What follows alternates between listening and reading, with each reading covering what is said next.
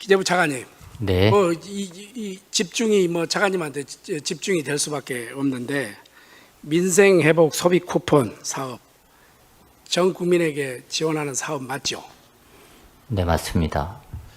근데 제 본 의원은 이거 어렵고 힘들고 고통스러운 우리 국민들에게는 저는 지불해야 된다고 생각을 합니다. 다만 이 보편적 복지냐 선택적 복지냐 이런 차원인데 저 김대식이나 우리 임기근 차관님이 15만 원 받아서 이건 뭐 하겠습니까?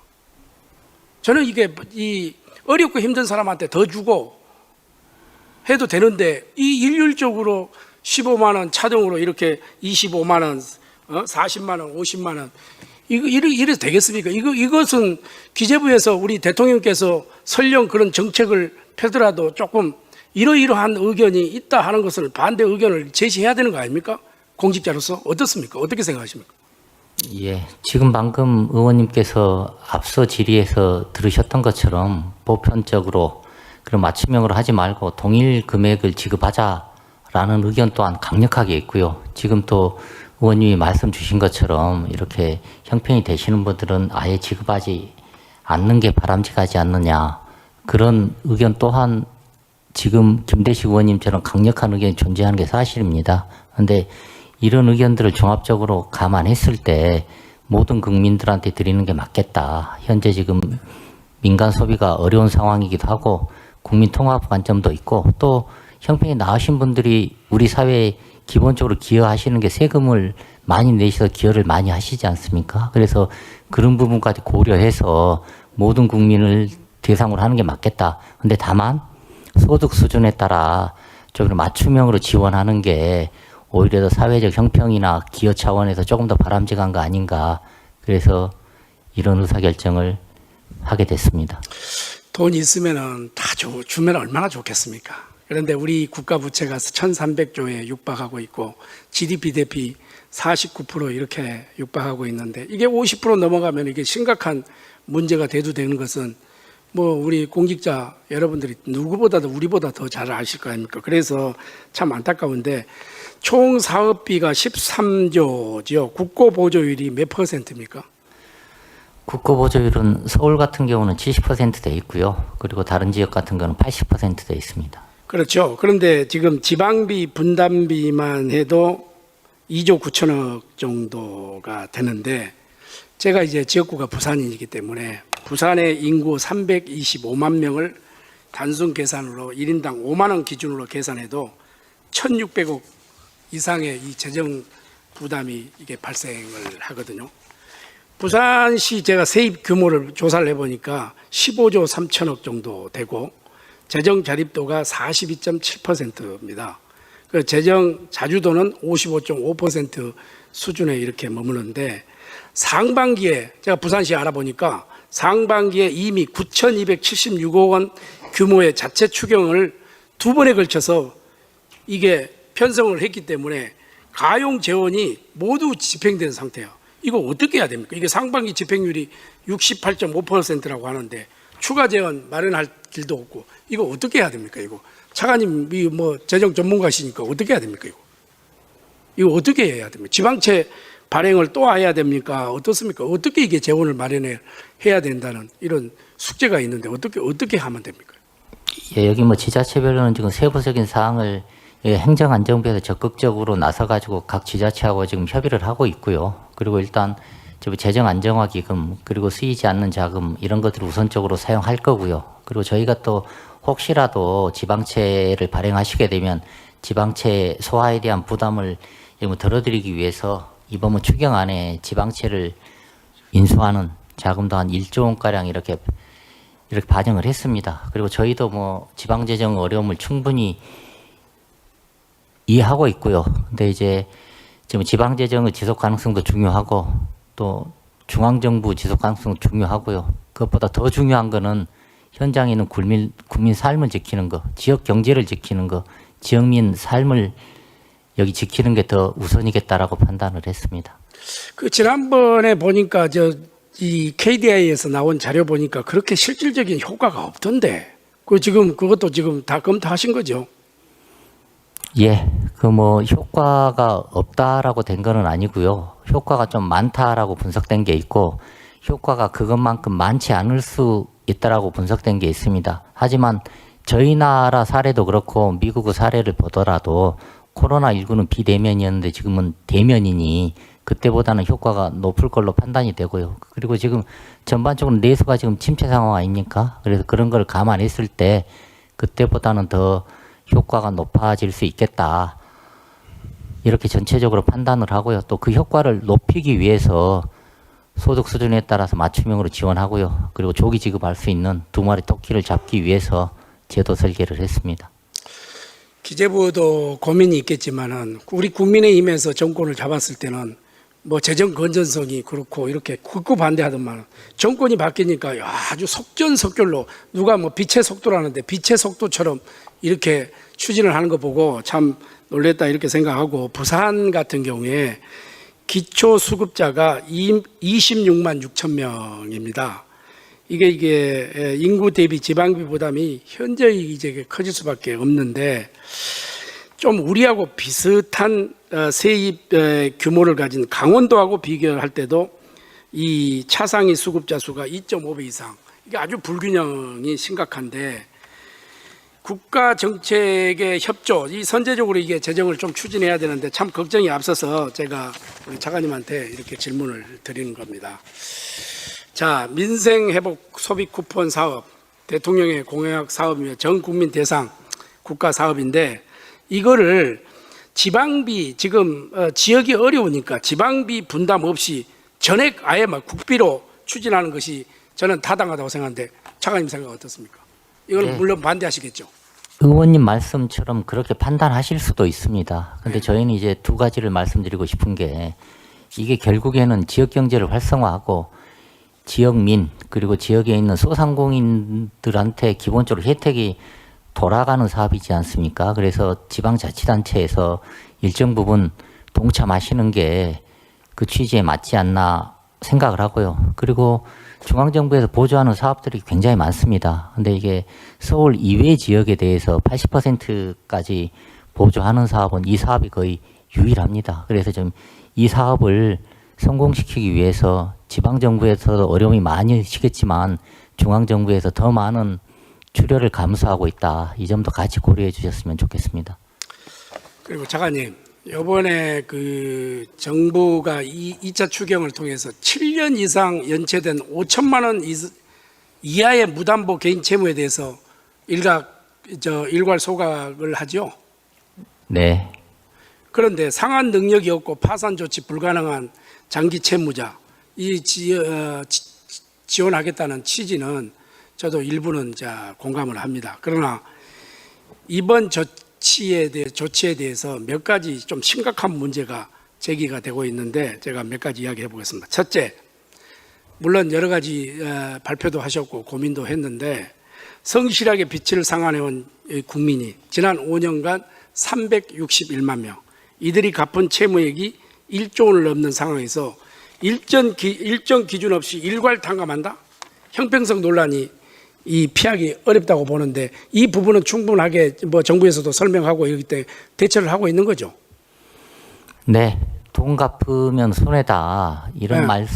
이런 말씀이 사실이 아니고요. 그리고 이번에 특별히 지원하시는 분들과 무분별하게 지원하지 않습니다. 절대 저희가 1년간 철저하게 상환 능력이 없는 게 확실한지 재산도 보고 소득도 보고 심지어 차량까지 다 볼 겁니다. 그리고 이게 성실하게 상환하신 분들에 대해서는 별도로 정부에서 원금 상환 기간을 연장을 한달지 아니면 이자율에 대해서 혜택을 드릴 수 있는 그런 방안도 이번에 동시에 추경 예산안에 포함되어 있습니다. 그리고 두 번째, 뭐 다 그런 건 아닙니다. 이건 뭐 다 그렇다는 건 아닌데 도박을 하고 술 먹고 유흥가 또 쓰고 돈 쓰고 이렇게 해서 빚 못 갚겠다. 뭐 속된 말로 배째라 이렇게 버티고 있는 사람들, 이게 국민적 도덕적 해이가 발생할 우려가 굉장히 큰데 이런 거는 또 어떻게 찾아낼 수가 있습니까? 차관 그런 부분까지 1년 동안 철저하게 저희가 심사를 하도록 하겠습니다. 그리고 이제 세 번째가 심각한 문제는 이 국적조차 확인할 수 없는 외국인 채무. 이거 파악을 하고 계십니까?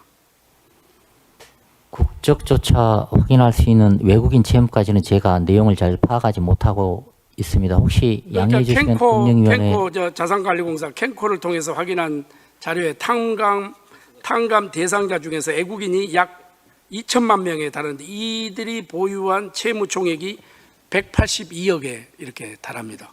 이거 뭐 애국인 채무자에게 우리 세금을 투입해 가지고 소각해 주는 거 이거 민생 회복에 이 설명하죠. 이게 굉장히 납득하기 어려운데. 그렇지.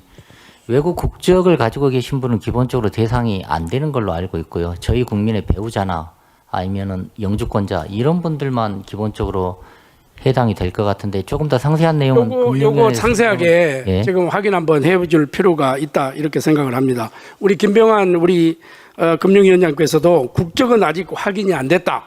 외국인 지원 기준을 다시 들여다보겠다 이렇게 답변하신 적 있죠, 위원장님? 예, 상임위에서 말씀드린 내용은 네. 그 말씀 주신 대로 지금 저희 파악에 2,000명의 하나 정도가 지금 그 외국인 국적이라기보다도 이제 영주권을 가지고 있거나 하는 이제 배우자거나 하는 게 파악이 되는데 현재 새 출발 기금의 경우에는 조금 폭넓게 저희들이 채무조정 대상으로 넣고 있습니다. 그런데 이번에는 소각을 하는 부분이기 때문에 좀 엄격히 봐야 되지 않겠냐 하는 관점으로 저희들 한번 다시 들여다보겠습니다. 예, 우려스러워서 엄격하게 한번 들여다볼 필요가 있다 하는 측면에서 말씀을 드렸고 또 내년에 같은 조건에 해당하는 6년 장기 연체자만 48만 명 그리고 채무 규모만 5조 4천억 이거 어느 정도 맞습니까, 위원장님? 이렇게. 제가 그 숫자까지는 정확하게 파악을 못하고 있습니다. 아마 뭐 어느 정도 그런 부분이 있을 겁니다. 그런데 저희들이 이런 조치를 할 때 늘 고민이 기간을 정하고 자르면은 거기에 임박하거나 하는 그런 문제를 피하기가 굉장히 어렵습니다. 그래서 그 저희들 생각으로는 그 대상이 되지 않는 부분이라 하더라도 이번에 안 되더라 하더라도 기존의 신용회복위원회에서 뭐 굉장히 어려우신 분한테는 95%까지 거의 감면하는 프로그램도 있습니다. 그래서 그런 부분들을 활용할 수 있지 않을까 생각을 합니다. 이게 나쁜 선례로 남을 수가 있기 때문에 이번 기회에 또 점검할 필요가 있고 충분하게 이거에 대처를 해야 된다 이렇게 생각해서 말씀을 드렸고요. 자, 우리 박상호 장관님. 네, 국토부 장관입니다. 우리 오랫동안 고생하시는데 장관님 가덕도 신공항 예, 나올 때마다 머리 아프시죠? 예, 지금 큰 책임감을 느끼고 있습니다. 예. 이거 하는 겁니까? 안 하는 겁니까? 당연히 못 하는 겁니까? 당연히 하는 거고요. 당연히 해야 되겠죠. 예, 예, 예. 해야 되는데 이거 2029년 개항은 물 건너 간 거고 물 건너 갔다고 봐야죠. 공식적으로 말씀드리긴 어렵지만 여기 정황상 사실은 굉장히 지금 어려움에 처해 있다는 말씀드리겠습니다. 이거는 저 가덕 신공항은 저 국민의힘뿐만 아니에요. 지금 이재명 대통령도 오셔가지고 거기서 공약을 충분히 했고, 그 다음에 가덕 신공항은 대한민국 미래와 직결된 핵심 국책 사업이다 해서 오히려 우리보다 민주당이 더 적극적으로 나선 사업이신 줄 아시죠? 네, 잘 알고 있습니다. 예. 그런데 이번에 현대건설 컨소시엄 공사 기간이 당초 84개월에서 108개월로 하니까 수의계약을 파기를 했죠. 네, 6월 달에 예, 수의계약 절차 중단을 했습니다. 중단했죠. 예, 이거는 국토부에서 그렇습니다. 속으로는 은근히 바란 거 아닙니까? 아닙니다. 저희들가 어떻게 그걸 바랬겠습니까? 저희는 당초 예정대로 그것도 84개월로 공개가 늘어난 것도 사실은 기본계획을 변경을 해서 늘어난 것인데 거기에 예. 따라서 정상적으로 전차가 진행이 되는 것을 간절하게 바라고 그렇게 되기를 노력을 했습니다. 저는 참 이 가덕 신공항을 볼 때마다 생각하는 게 전 전라북도 가면 새만금을 보는 느낌입니다. 새만금은 지금 몇 대 대통령 7분, 8분의 대통령을 거치면서도 지금도 ING고 가덕 신공항도 이게 잘못하면은 이게 계속해서 ING가 될 가능성이 있는데 우리 장관님 언제까지 지금 장관님 이렇게 재임하실 줄 모르겠는데 장관님 계시는 동안에 지금 실무적으로 또 기술적으로 원래 국토부가 책임져 수행했던 기본 계획과 또 현대건설이 나름 또 제시한 자기들 기본 설계안을 놓고 여러 전문가들이 기술적 검토를 하고 있습니다. 그래서 합리적인 대안을 찾을 것이고요. 사실은 이게 이쪽을 맞추면 저쪽이 틀어지고 뭐 이런 여러 가지 뭐랄까 선택의 문제가 좀 놓여 있는 것이기 때문에 뭐 제가 여러분들 말씀 제가 이 자리 동안에 결단을 내기는 어렵고 다만 여러 가지 객관적인 팩터들을 확인을 해서 새 정부가 시스템이 갖춰지면 여러 가지 의견 수렴 절차를 거쳐서 합리적인 결정을 할 수 있도록 최선을 다해서 지금 준비할 여력으로 있습니다. 네.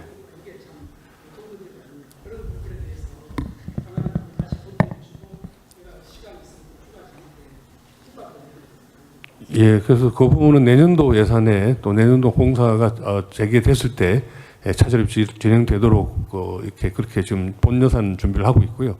그렇게 감액된 돈이 뭐 조그만 또 이 다른 SOE 사업에 충분히 또 쓰일 수 있도록 그렇게 중앙안을 마련했다는 말씀을 드리겠습니다. 네, 김대식 의원님 감사합니다. 다음으로는 존경하는 서울 금천구 최기상 의원님 질의 부탁드립니다.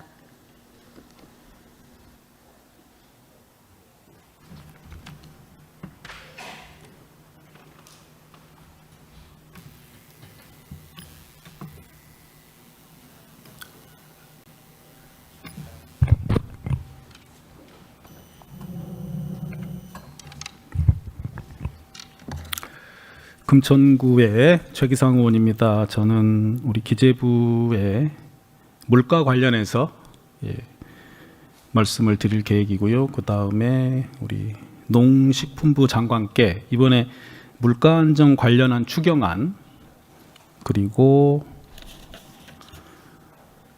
유통구조 개편 추진 관련해서 질의를 하도록 하겠습니다. 먼저 우리 기재부 2차관께 여쭤봐야 되나요? 네. 물가 안정에 관한 법률이 있습니다. 혹시 그 법률의 내용 조금 알고 계신 게 있나요? 아니요, 상세히 모르고 있습니다. 그 소관 부처가 기재부인 것 같은데요. 물가 안정이 경제 목표 중에 매우 중요하지 않습니까? 맞습니다. 근데 법률이 어떻게 내용이 구성되어 있는지 모르세요? 예, 법률의 내용까지는 모르고요. 저희가 뭐 물가 안정을 위해서 어떠한 노력을 하고 있고 향후에는 어떠한 노력을 하겠다. 그런 내용들은 파악을 하고 있습니다. 행정은 법에 근거해서 하는 건데요. 물가 안정에 관한 법률이 있고 시행령이 있는데 내용을 숙지를 좀 하실 필요가 있습니다. 네. 우리 예산실장님 혹시 알고 계신 바 있으세요?